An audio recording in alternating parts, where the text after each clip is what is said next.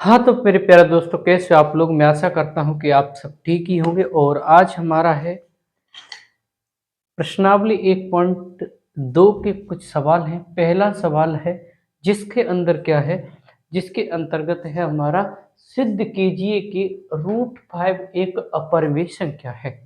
हमें ज्ञात करनी है, हमें ये तो पता है ऑलरेडी पहले से ही कि √5 एक कैसी है, अपरिमेय संख्या है। परंतु इस अपरिमेय संख्या को हमें सिद्ध करना है। तो हम सिद्ध कैसे करेंगे? चलो, माना कल्पना किया कि हमने √5 एक अपरिमेय संख्या है। क्योंकि हम एक अपरिमेय संख्या को सिद्ध कर रहे हैं, इसलिए जो पूछता है उसके विपरीत उसको मानते हैं। तो हमने विपरीत में क्या माना? उल्टा। ये अपरिमेय है तो मान लिया हमने कि ये एक परिमेय संख्या है। भाई ठीक है, परिमेय संख्या है तो हमने यहाँ पर क्या किया था? हमने यहाँ पर परिमेय संख्या की कंडीशन लिख ली कि भाई √5 बराबर P बटे Q। क्यों लिखी थी? क्योंकि ये परिमेय संख्या P बटे और Q के फॉर्म में होती है। तो Q बराबर 0 नहीं होना चाहिए, एक तो पहली। दूसरी, P और Q पूर्णांक हैं। पूर्णांक का मतलब होता है, किसी भी संख्या में पूर्णांक का मतलब होता है 0 से 1, 2, 3 और 0 के बाद भी 1, -2 और -3, ऐसे पूर्णांक और कॉमा।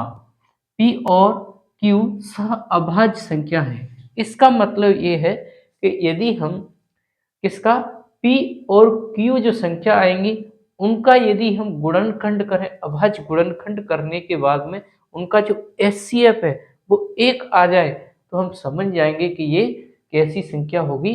परिमेय संख्या होगी। यदि उनका दोनों संख्याओं का जो HCF है वो 1 नहीं आता है, तो हम समझ जाएंगे कि ये परिमेय संख्या नहीं है। अब दोनों पक्षों को हमने क्या किया? यहाँ पर वर्ग किया। भाई वर्ग कर लिया, वर्ग के बाद जो भी संख्या है वो ये आ गई, समीकरण उसको 1 मान लिया। यहाँ पर P स्क्वायर 5 से विभाजित है, तो भैया P भी 5 से ही विभाजित होगा। माना हमने क्या माना? P बराबर 5 M माना। अब P का मान हमने समीकरण 1 के अंदर रख दिया, तो ऐसा समीकरण 2 आ गया।